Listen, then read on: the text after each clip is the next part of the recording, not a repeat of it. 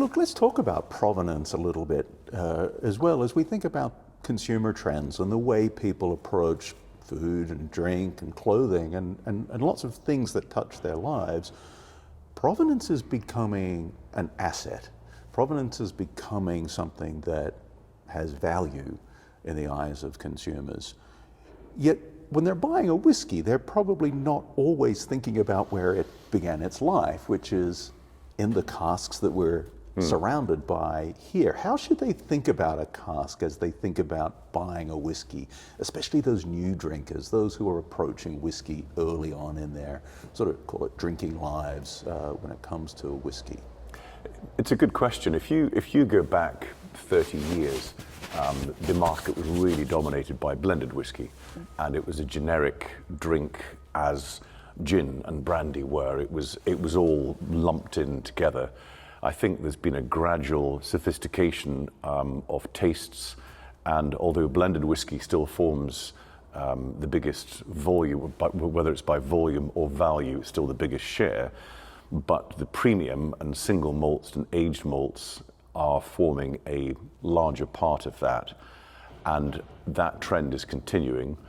I think there is, particularly the younger generation, and to answer your question, what is appealing to them is the provenance.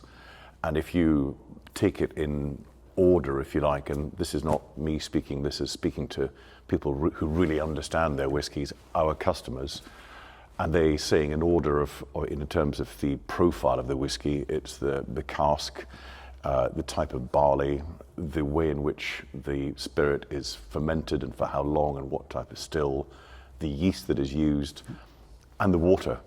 People many years ago used to think it's all about the water. Actually, it's relevant, but it's down there.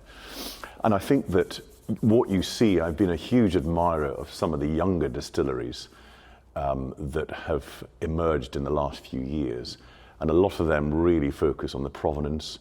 And you will get a QR code, for example, when you're buying it, and it will tell you the type of barley that was used, the type of yeast, the cask it was matured in, even to the extent sometimes of who the stillman was on the day. And that's the sort of information that people like, because people there's a flight to quality, a flight to provenance. There are some distilleries that are carbon neutral, even carbon positive, and that's something that matters to people. So they will be prepared to pay a bit more because they know what's gone into there, and they know that the draff that has been a byproduct of the whiskey production is then going to feed the local cattle, and that there's timber that's being used for, or hydro near there, and it's sustainable, and there are not big food miles, or should I say alcohol miles, liquid miles there. And I think that is becoming far more relevant, and it is shaping the way that people are making choices.